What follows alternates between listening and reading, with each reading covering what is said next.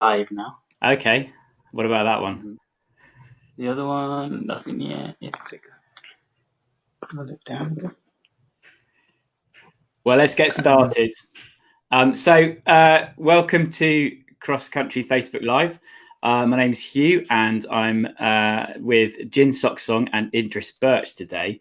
So Jin is one of the forefront players in paragliding. Jin's been designing wings for well over 30 years. I think Jin's been involved in the sport for 40 years. And they're fresh back from a day of testing.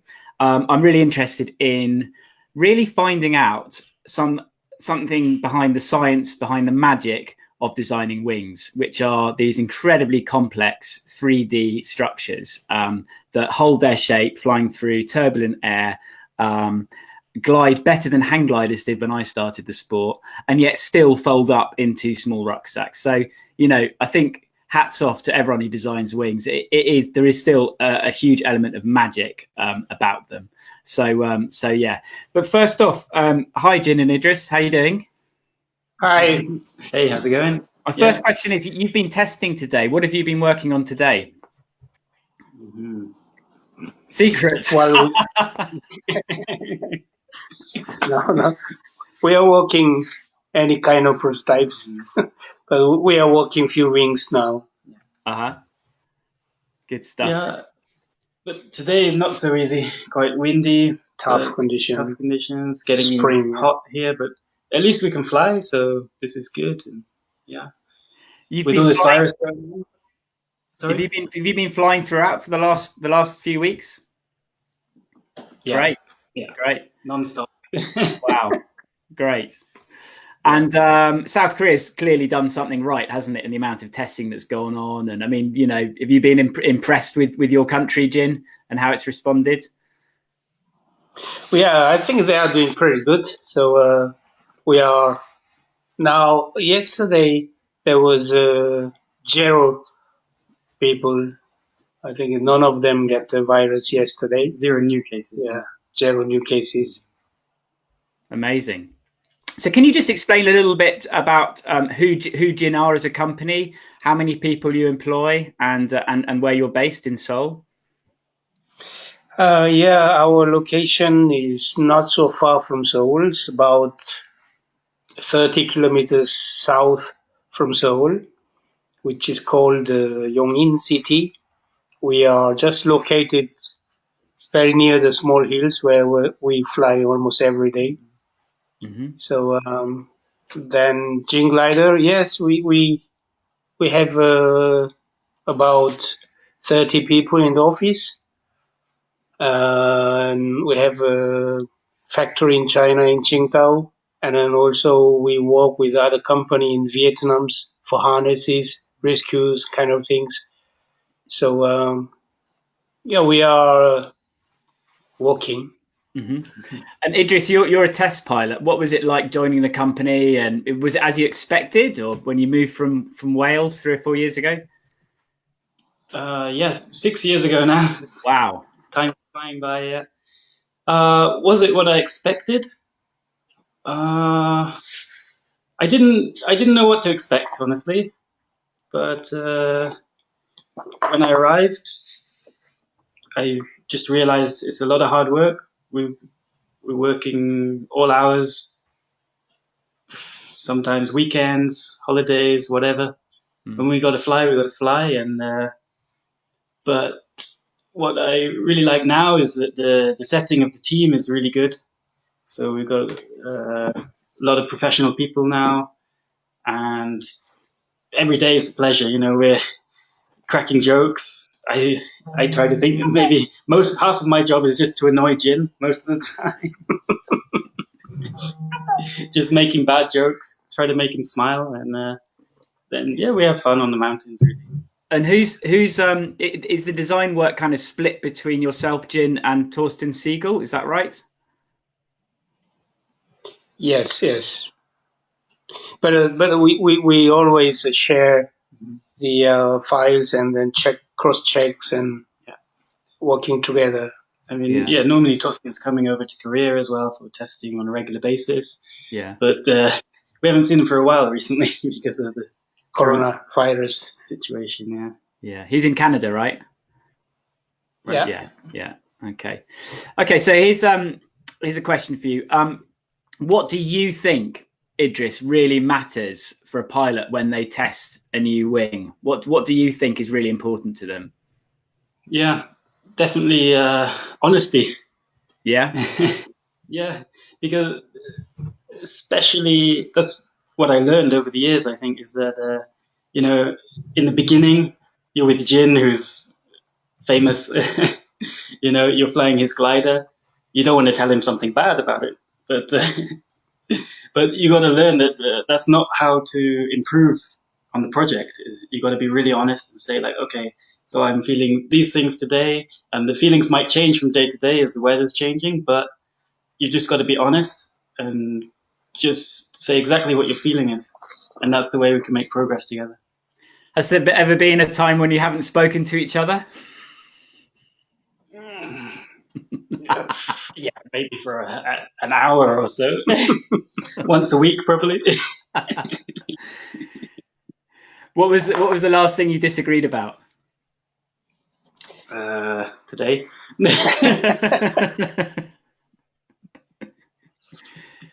No, that's good because if he agree every time, then that doesn't work. Yeah, it's really better when he feels different way than we are.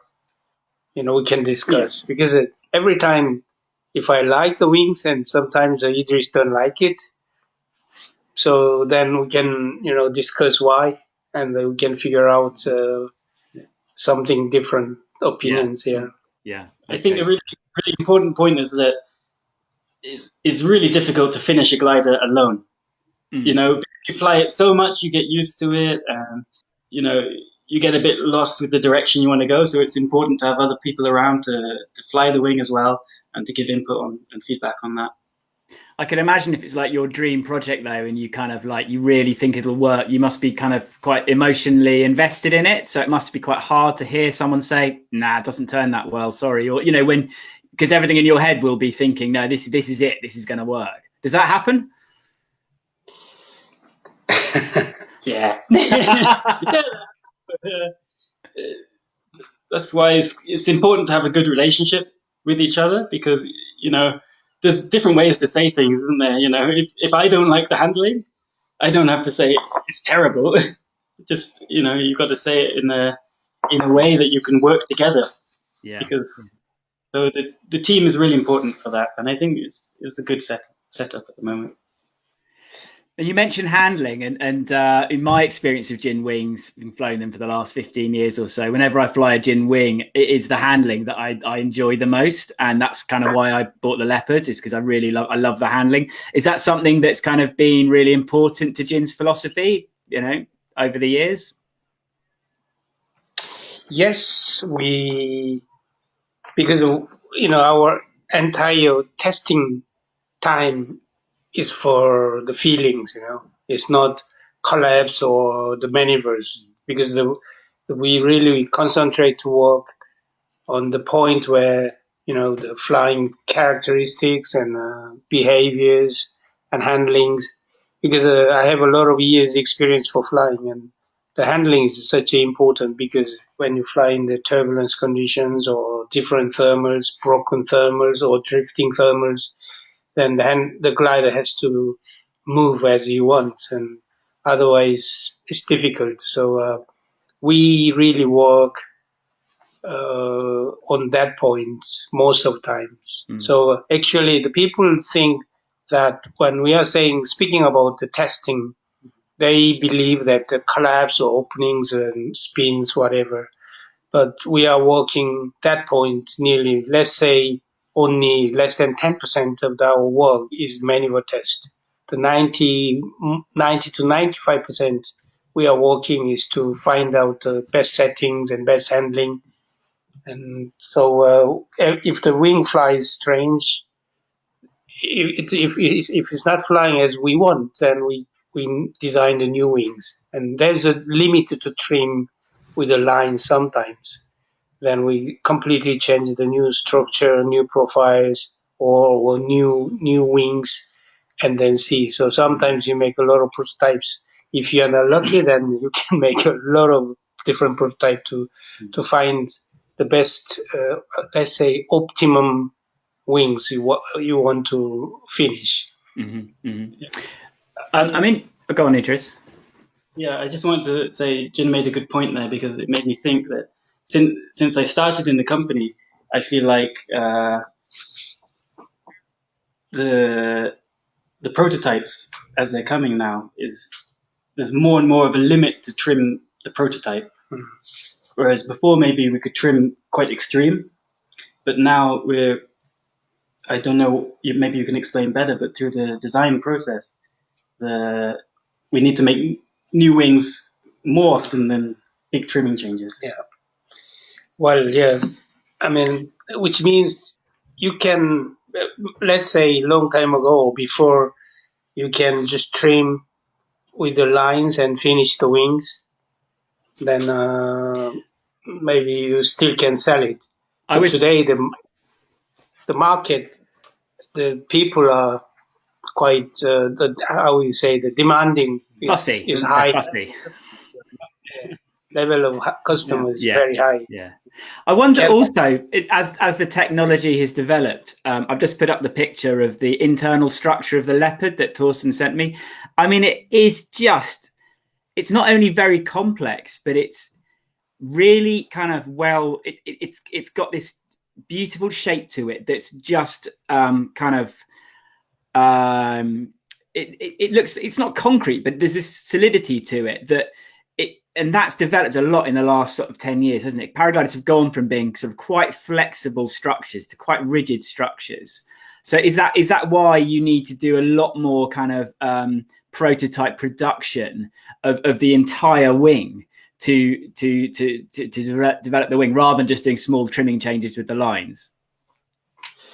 Yeah, exactly. Yeah, that's why you need to. It's sometimes you don't believe this fabric. I mean, quite stretchable fabrics, but it's millimeters of wing tension gives you a totally different behavior. So you try to trim the wings and sometimes change the incident or rotations and whatever, and then there's a limit to change the shape of the wings only with the lines.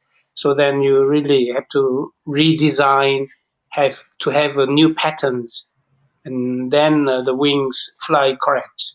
So all this is a normal process. You design wings and then fly, changing, trimming, and then with that trimming you redesign the wings. Then you can have the solidity you want. If you just finish with the lines, then you don't reach the target. I guess with a surfboard, it's easy. You can just reshape and get a new bit of foam and shape a new bit of foam. With a paraglider, you have to reconfigure every single internal cross port and tensioning strap. Exactly. Yeah. I mean, in paragliding, the ballooning is quite important. So it's every single millimeters are changing completely behaviors. So when you talk about ballooning, that's the amount that the fabric rises within each cell, right? Yeah. Okay. I'm just going to put up a video, which is, I believe it's of the leopard being tested at full speed. So I'm not sure I'm going to try and make it as big as I can. And as it plays, so what we're seeing here is a video inside the cell and looking at the way the structure changes as you apply full speed bar.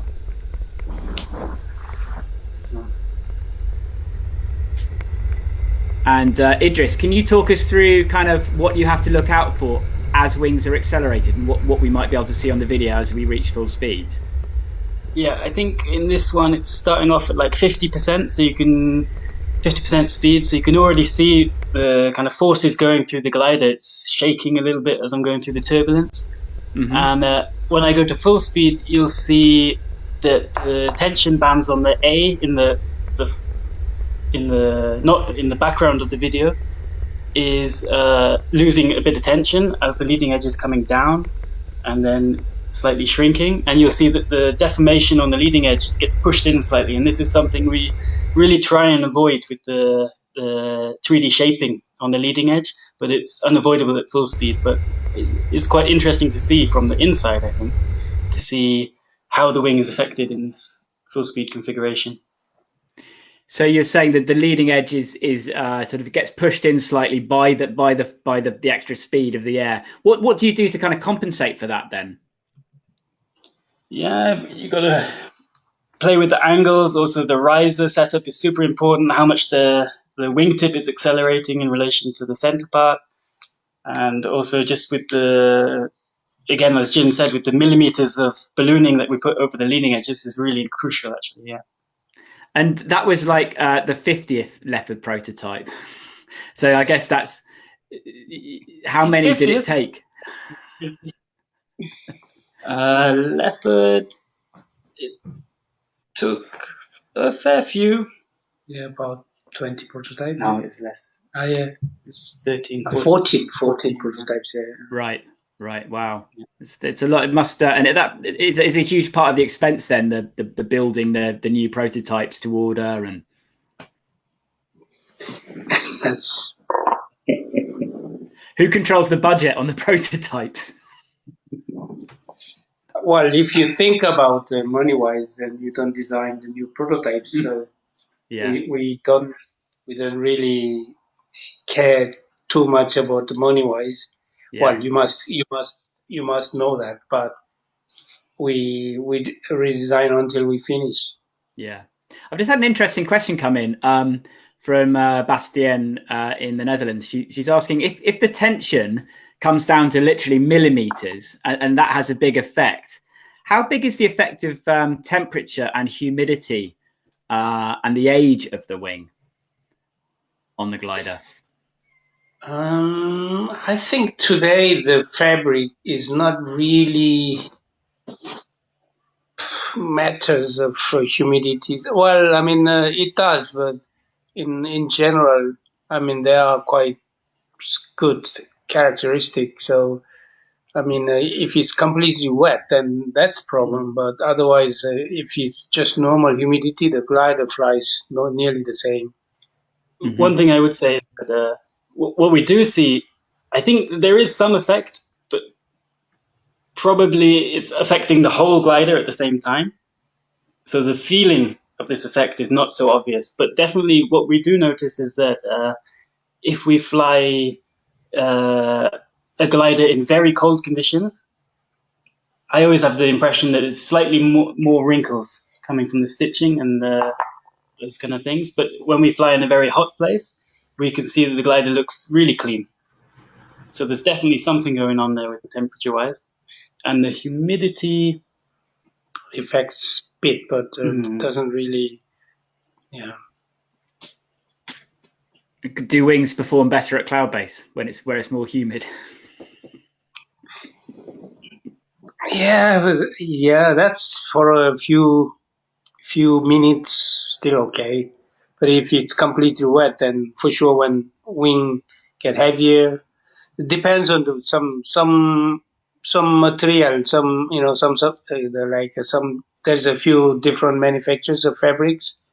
Some fabrics takes more waters, some fabrics not. So it depends on the fabric. So we normally choose the material which is resistant. How you say resistance against the humidities. Mm-hmm, mm-hmm. I'm curious. So if you've gone and tested a prototype and you've found that you need to radically adjust it and create a new prototype, how long does it take to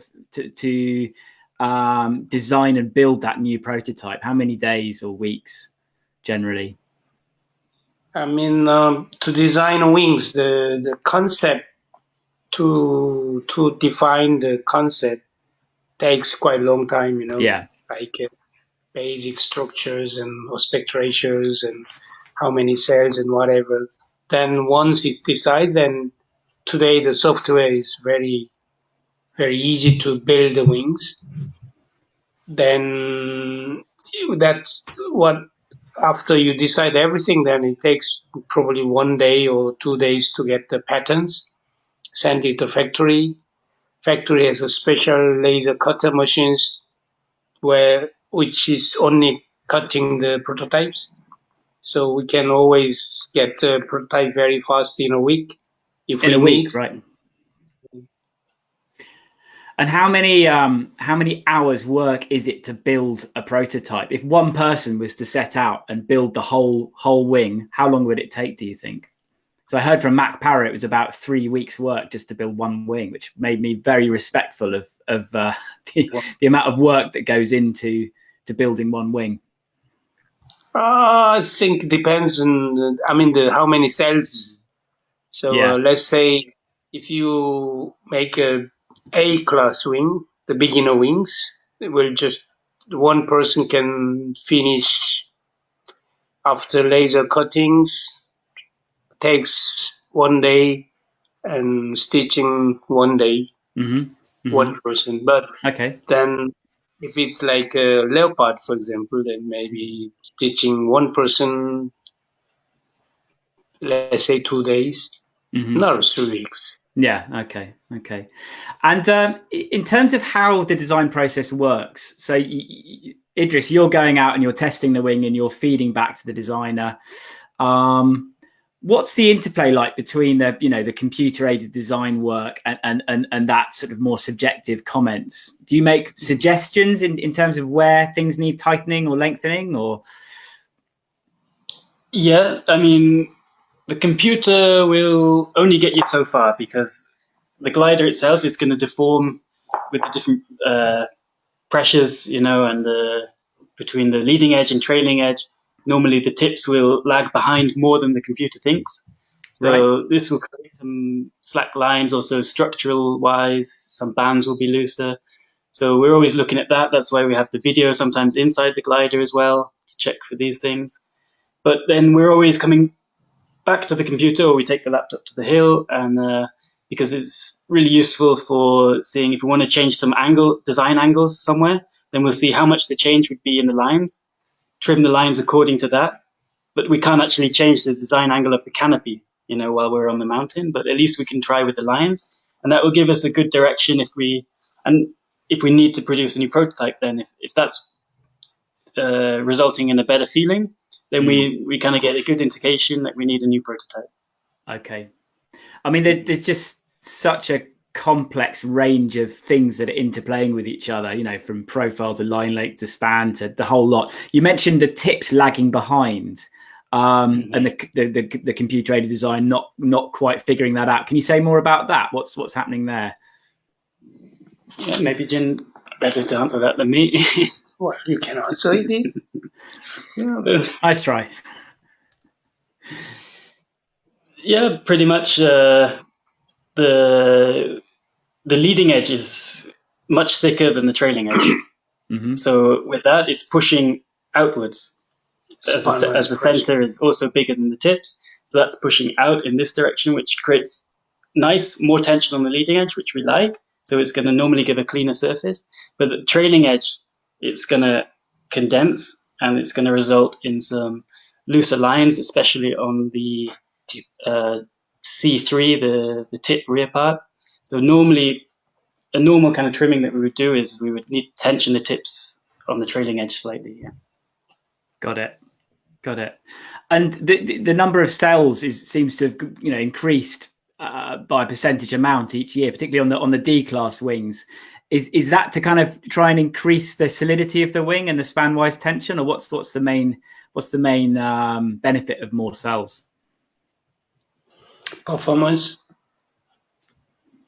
And why? Why does it give you? If you because a paraglider is built by the air pressure, and if you have a more number of cells, the wing gets flatter. If you have a less number of cells, wing gets bigger balloons, so it means it's more shrinking. So that to have a wing more flat, you put the more cells. But if you put the more cells, the wings start to be unstable. If you have a less number of cells, big balloons, wings are more slow, less performance, but easy. So there's a compensation you can calculate in between that. So if you put a more number of cells, the wing get flatter and more performance, but wing get heavier and more expensive and everything. Interesting. And in terms of design, Jin, I know this must be a hard question to answer, but do you have like a favorite design that you've had that you created over the last 20, 30 years? I mean, I remember when your original boomerang came out, it was a revolution in 1998, and I flew it at Saint Hilaire, and it was just incredible, the performance, and that seemed like a kind of a real milestone in the sport. But for you personally, what are you most proud of in terms of your designs? Yeah, I think the boomerang is in one of the favorite wing is boomerangs, the forced boomerangs. Because before you were working with Adele, were you secretly, which is another brand that's no longer with us, but were you secretly designing away in the evenings for your new wing when you left? No. I think I designed the boomerang after I completely finished with Adele. The boomerang was a kind of magic wings, and still I like that wings for sure. And then last few years, one of my favorite wing is the Carrera. Well, Carrera has a little problem with the G3 whatever, but Carrera was big step with like safety wise and performance wise. It's really it's B wings, but performance like a C. So that was the quite interesting wing for me. And Idris, same question for you. Which wing have you been most kind of proud of being involved with? Definitely the boomerangs, because to be able to fly them in competition or fly them for cross country, because that's my passion. That's what I like to do. So that's just a joy when you have that much performance, that much speed. You need to make a transition against the headwind. Then it's really good feeling. Also when it's with the two-liner, controlling on the B's on the speed bar, that's a really nice feeling. So always I love to fly the boomerang, and then at the same time to reach the level with Jin to do the maneuvers on the boomerang as well, and then fly it in the competition. That's a very nice feeling. But there's that. But I would also say that probably my joint favorite wing is probably the Explorer. I think just for the fun factor, for the searching inside the thermal. You get near the thermal and it will just sniff out the best bit of lift all the time as you're turning. It will just keep telling you where's the best bit to climb, and that's a really fun feeling. And also I really enjoyed the maneuvers on that glider because I just thought it was so easy, really easy.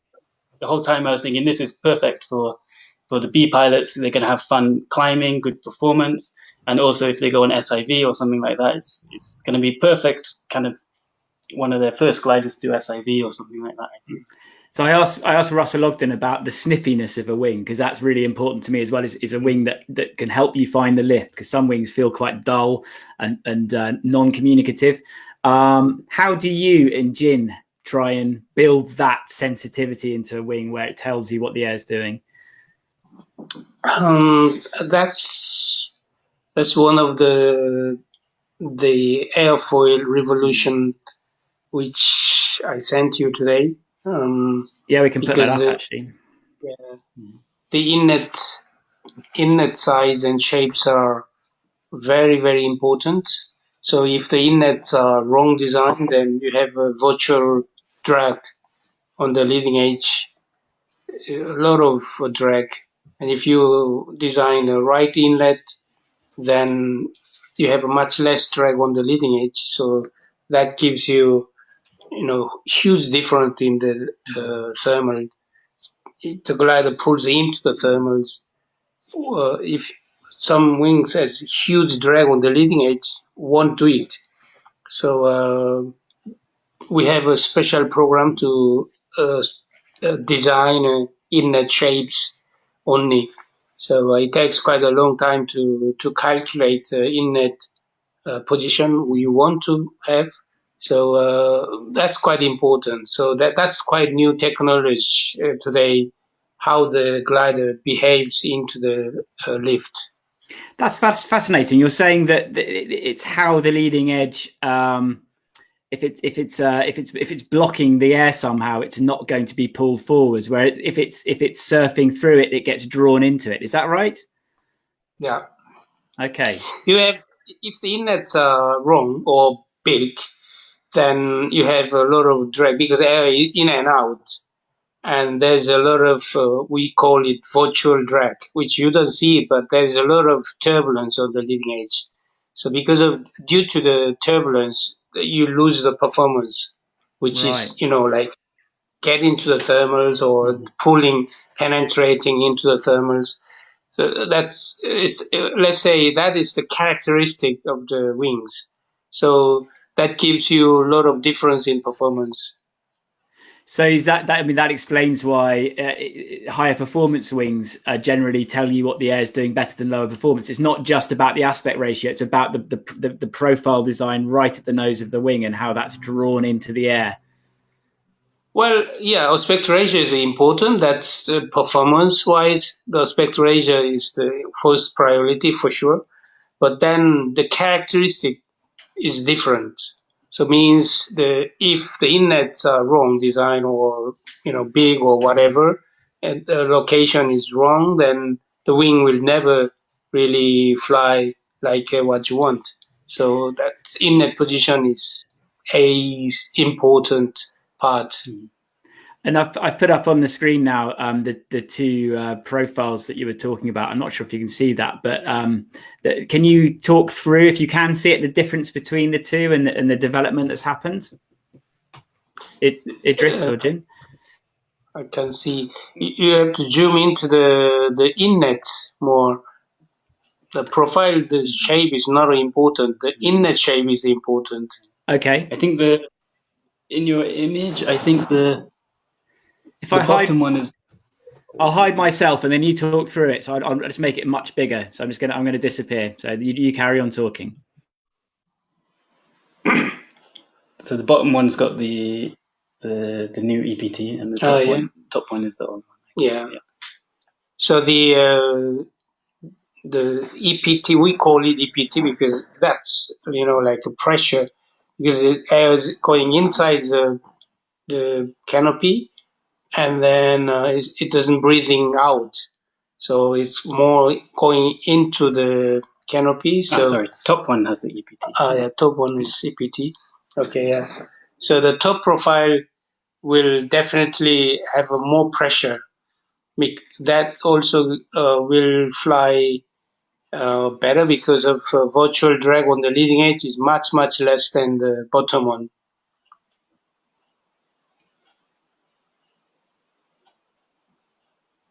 Got it. I'm back. And so in terms of future development, it sort of feels like you've kind of, or manufacturers like yourselves are getting close to nailing the aerofoil design. Where do you think? Am I right in saying that? And if so, what are the next steps? What are the next big sort of leaps forward going to be? Do you think in paragliding development? I didn't understand that. Yeah, he said if we have the analysis of the profile is pretty much reached a plateau in development. I think we agree with that. Yeah. But next steps in development, we have a few things. One nice project going on with one university in Korea. We do. Let's say we were talking about how many prototypes we are designing. Now we are designing less prototype because we calculate more than designing and test, and just continue, because calculation is much more important today. So we do more, like research, wind tunnel test. So we do. I mean, there's a lot of softwares you can calculate, but I believe more wind tunnel tests traditionally that gives me a more, clear answer.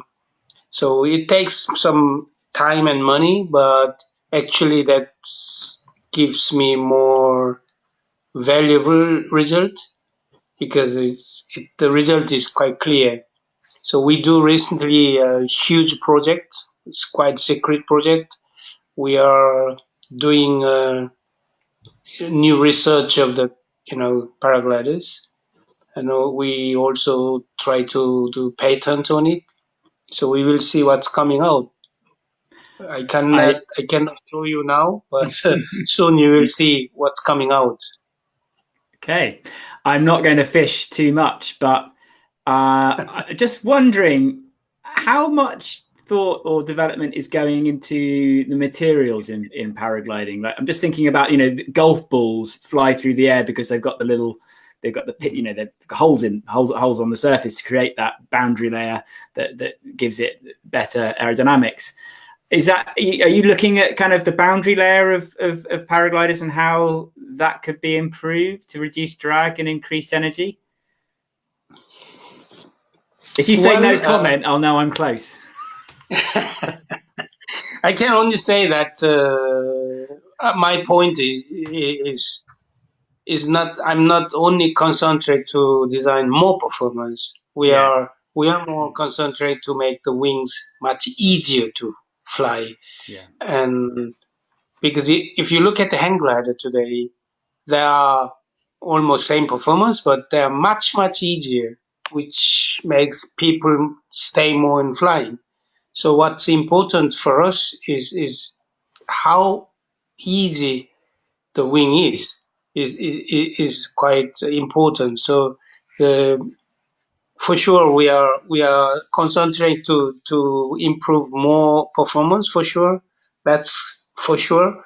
But in the same time, how much how easy you can handle the wings. So the people will be appreciate with the wings after let's say you fly huge big flight in the big conditions and you still can have a pleasure instead of you scared to fly. So that's our main concern today. Yeah, got it. In terms of if in terms of glider development, one of the big ones has obviously been two-liner designs. But they seem to have the Leopard and other D-class wings are very successful. Will we ever see two-liners in the ENC class? And if so, what would it take to get us there? We do design already the sea gliders, but we don't really work yet because of the test house. Currently, the EN rule is saying that if you use the folding lines, then the wing becoming D class. So now they are working on they are working to change the regulation of the EN norm. Then if the once the rule is changed, then for sure we can make a sea glider with a two-liner. So just to explain that, Idris, can you explain what the philosophy is? But folding lines are when you add an extra line to all collapses in EN testing are artificial, but you're pulling the riser and you have an additional line to create the angle of the angle of collapse that's required. Can you explain the philosophy behind banning those in the C class and why that's being challenged now?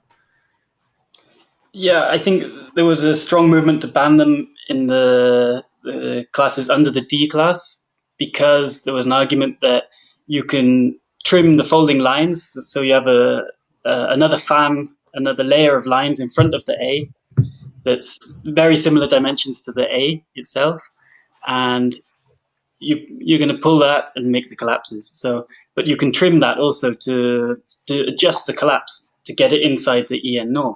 So there's an argument that you can pass any glider in any category that you want with the folding lines.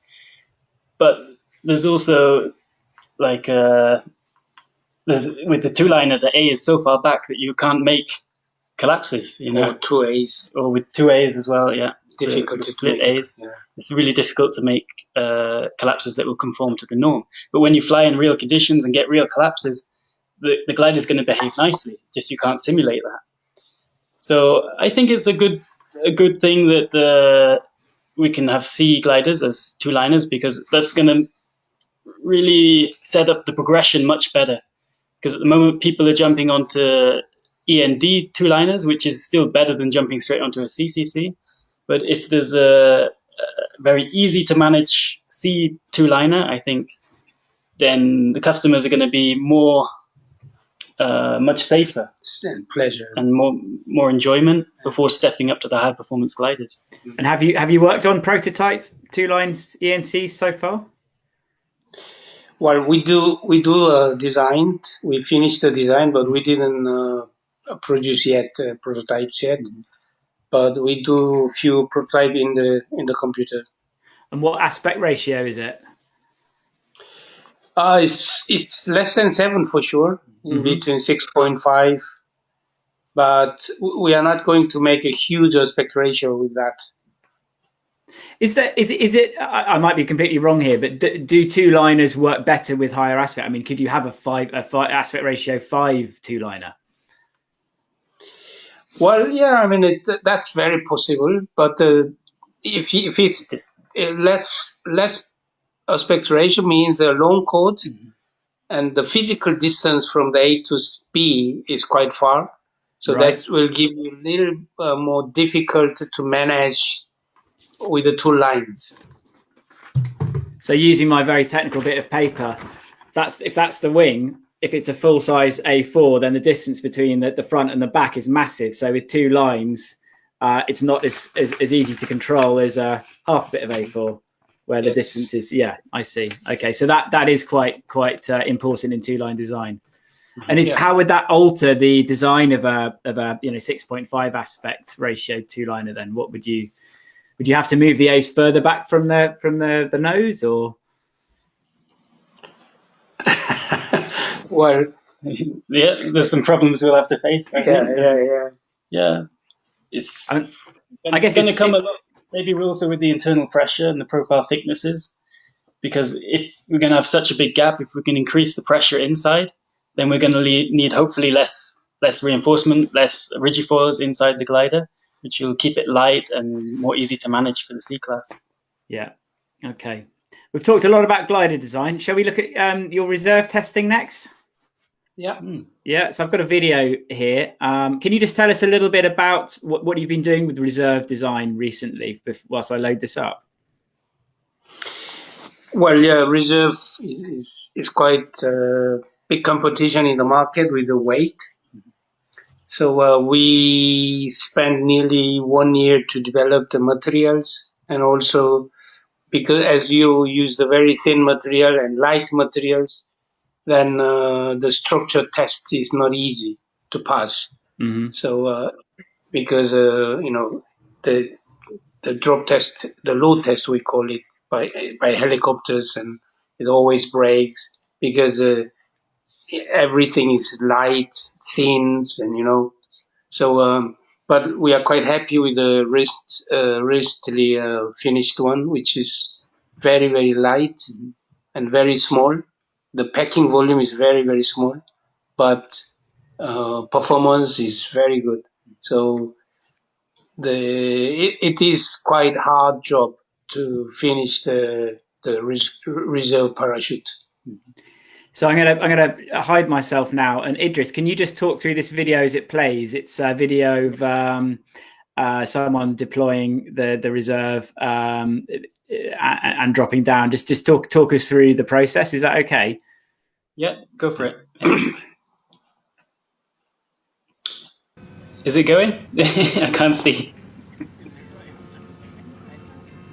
Yeah, so probably I can't see here, but what's happening is we go to our lake for testing of the rescues, and we take one of our old prototype gliders, tow up over the lake, and then get to a nice position in the middle of the lake, deploy the rescue, and then as the rescue is inflating behind you, as you can see that it's deploying well, we have quick out carabiners on the harness, and then we detach the main canopy, so it's not going to interfere with the rescue test. And then we're looking to see pretty much the first thing we're looking for is the pendulum effect. So I think in this video, it was one of the last prototypes. So the pendulum was really, really good. So just a couple of swings and then it stabilizes out. And then it's got a very good stable descent rate. And if you can see in the video, I'm not sure if you can see it or not, but we've actually got a weighted float, 30 meters, which is extended by line 30 meters under the pilot. And so that's just a quick and easy rough estimate for us to see. So you'll see it in the video. When that hits the water, we're counting the time on a stopwatch to see the time between when that hits the water and when the pilot enters the water. And then we'll have a quick estimate of how the descent rate was, and if we need to trim something and go again, dry the rescue out and go again with new trimming. And that's pretty much how the rescue test goes.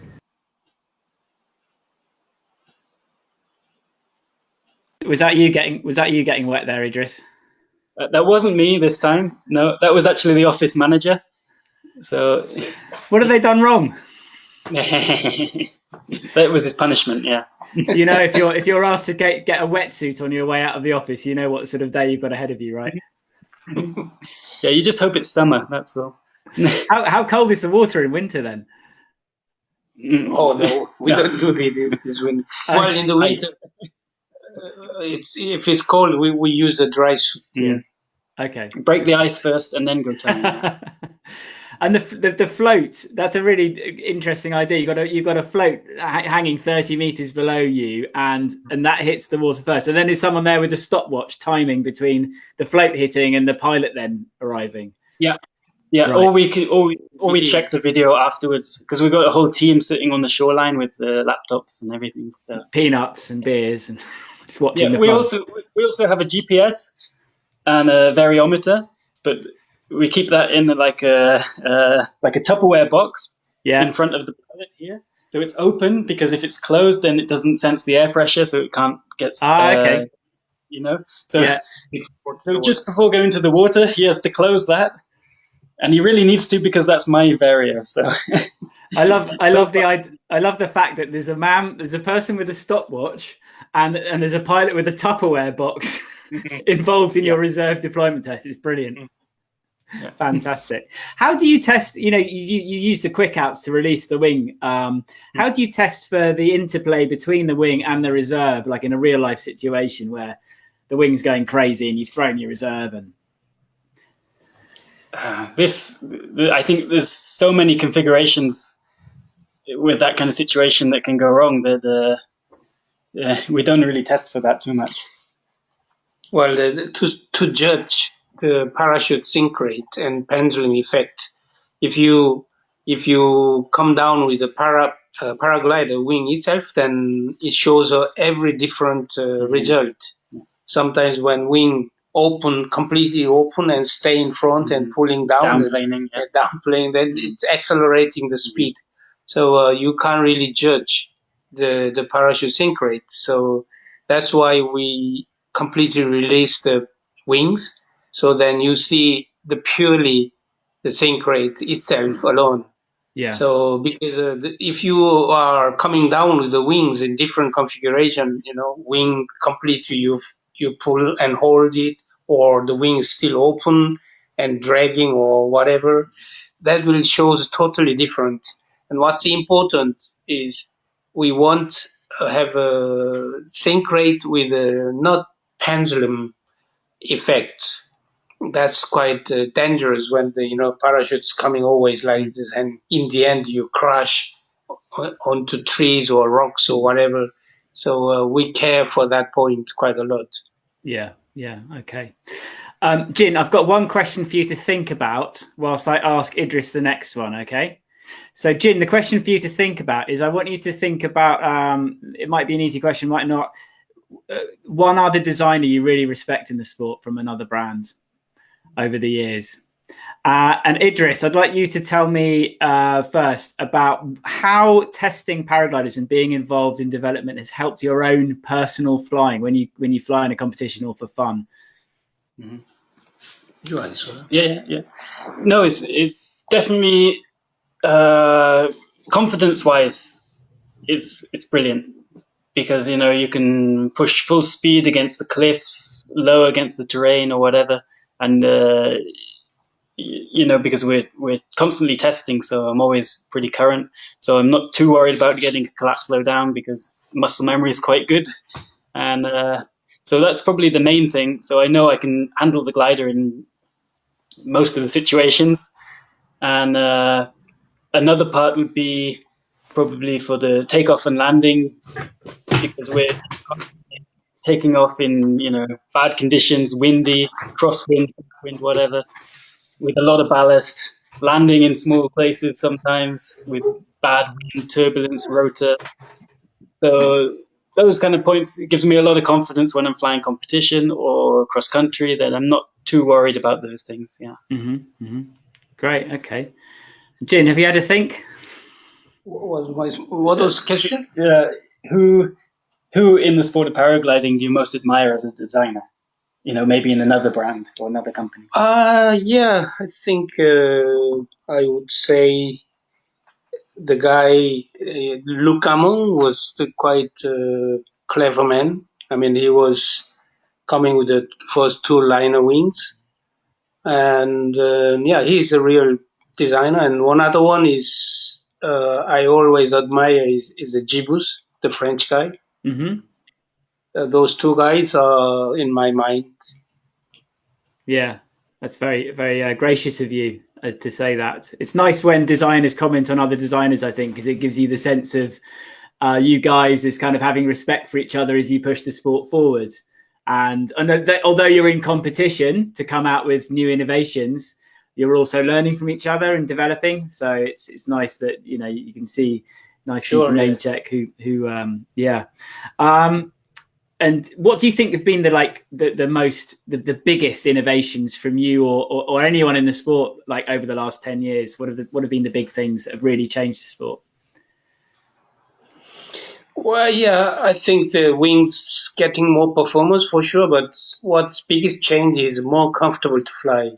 Yeah. That's quite big things. Especially at speed. I mean, they're incredible now. The difference in the last 7-8 years in terms of high speed is astounding. Yeah. Yeah. Okay.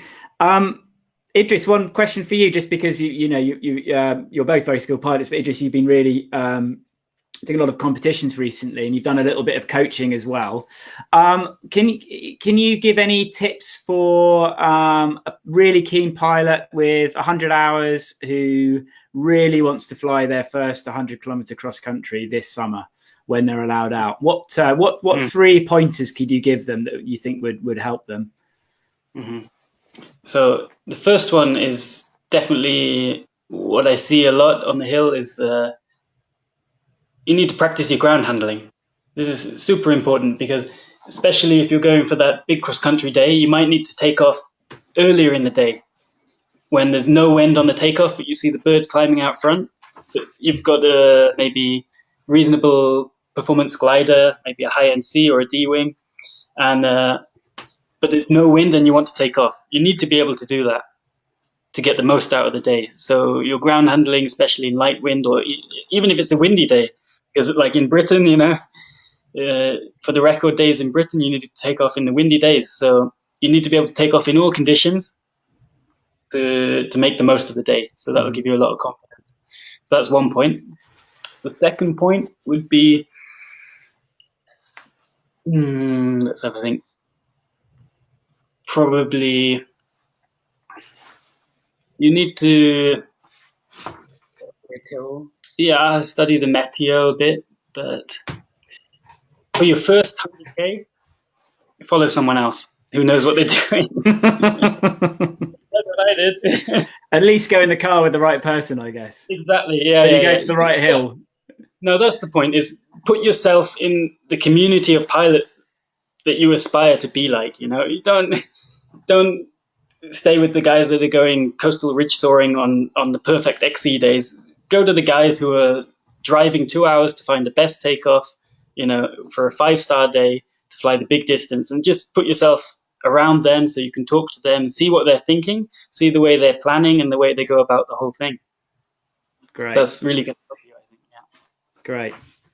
Well, I think we better wrap up soon. Thank you very much for your time. It's been really interesting to find out a bit more about the magic behind paragliding design from you both. It'd be very interesting to hear a bit more about your secret university collaborations and developments. I joked with Russell Ogden last week that I think you've been working night shifts because South Korea has been about the only country that's been flying for the last month. So it'd be interesting to see what comes out the other end. But thank you very much both for your time. No, come to Korea to fly. I'd love to. What's I mean, you had a pre-PWC there last year. The flying's great, isn't it? Yeah, we have this year, October, we have a World Cup. Yeah, fantastic.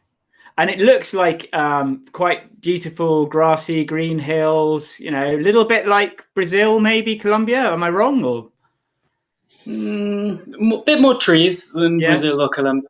Yeah. But the place where we'll have the World Cup, we'll have an option of a couple of takeoffs. And one of them will be more like Brazil, kind of small mountains, flatlands mix. And then the other takeoff, the one I really enjoy, is more high mountains, a bit kind of slightly alpine style of flying. You know, you can push a bit more and go low on the ridge and get some advantages that way. So we have a few different places. Yeah. It's really interesting. And Jin, you're still a kind of mad keen pilot, aren't you? You extended your stay in Macedonia last year because you loved it so much. Yeah. What keeps you fascinated with flying? Because it can't, it changes, right? I think it's having the young guys around. Yeah, because of this young boy, I still have to push him to fly, so I have to fly. Otherwise, he doesn't fly. Really? It's not true. No. Thanks, guys. Thank you. Yeah.